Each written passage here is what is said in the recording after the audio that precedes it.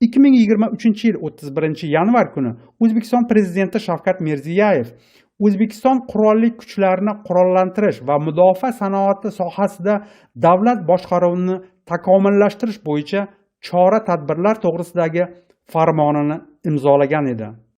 Ushbu maqsadlarni amalga oshirish uchun boshqa masalalar bilan bir qatorda Mudofaa sanoati davlat qo'mitasi negizida davlat mudofaa buyurtmasi doirasida xorijda ishlab chiqariladigan harbiy va ikki xil maqsadga mo'ljallangan mahsulotlarni xarid qilish uchun yagona agent hisoblangan Uztextrade davlat unitar korxonasi tashkil etilgan.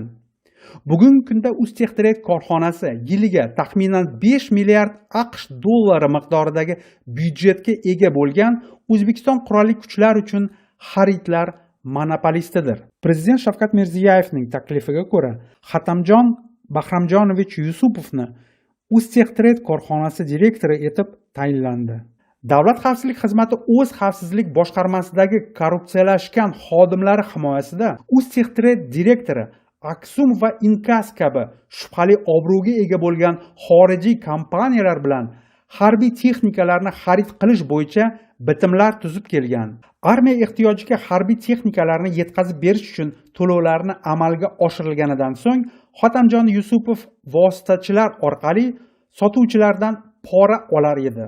Aksum va Inkas korxonalarining egasi Ulug'bek Maksumov hisoblanadi. O'zbekiston matbuotining xabar berishicha, 2006-yilgacha Maksumov Farg'ona viloyat prokuraturasi tergovchisining yordamchisi bo'lib ishlab kelgan va firibgarlikda ayblangan. Shunga o'xshash jinoyatlarni sodir etganligi uchun hibsga olinishidan qo'rqib, u Birlashgan Arab Amirliklariga qochib ketgan va u yerda sobiq Sovet ittifoqidan kelgan badavlat odamlarni aldab, firibgarlik faoliyatini davom ettirgan. Kanadaning Inkas brendidan foydalanib 2008-yil Dubayda Maksumov Inkas Group DMSS, keyinchalik esa Inkas va Aksum kompaniyalar guruhini tashkil etgan. Bolalikdan do'sti bo'lgan O'zbekiston Prezidenti Davlat xavfsizlik xizmati raisining o'rinbosari Otabek Umarov ko'magida 2019-2021-yillarda Maksumov O'zbekistonda shunga o'xshash nomlarga ega bo'lgan bir nechta korxonalarni ochgan. Tijorat faoliyati bilan bir qatorda Ulug'bek Maksumov hanuzgacha Rossiyaning Dubaydagi bosh konsulligi homiyligida olib borilayotgan targ'ibot tadbirlarini moliyalashtiradi va faol ishtirok etadi hamda Rossiya tashqi razvedka xizmati xodimlari bilan hamkorlikda. Maksumov rus dunyosi konsepsiyasining ashaddiy tarafdori bo'lib, Rossiyaning Ukrainaga qarshi agressiv urushini qo'llab-quvvatlaydi.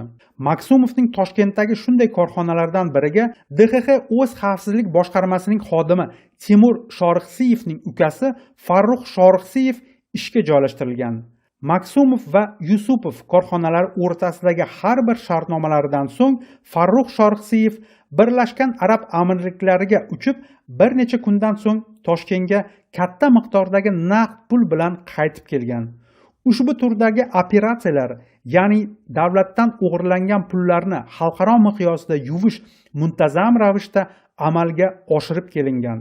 Yetkazib berilgan mahsulotlarning texnik xususiyatlari shu qadar past bo'lganki, ular nafaqat jangovar harakatlarda, balki tinch davrda foydalanish uchun ham yaroqsizdir.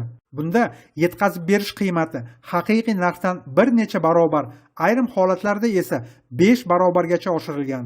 Mazkur samarasiz xaridlar jarayonini shaxsan Otabek Umarov, Prezident Mirziyoyevning kenja kuyovi qo'llab-quvvatlab kelgan va ilgari surgan.